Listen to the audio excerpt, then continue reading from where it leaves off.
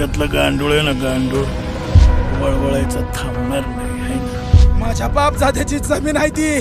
हा शेतकरी कधी जमीन इकीत नसतो. आई सारखी जपतो मी जमीन. तुम्ही म्हणता ना केस ओपन आहे, ओपनच राहू दे. त्या केसचा छडा लावल्याशिवाय मी शांत नाही बसलो.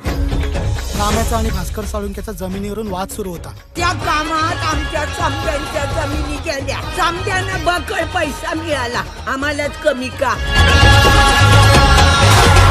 सरकारी काम सामने थांब. जोपर्यंत साळी माळी तेली तांबोळी हटकर धनगर कुंभार घिसडी लोहार चांभार मुस्लिम बंजारा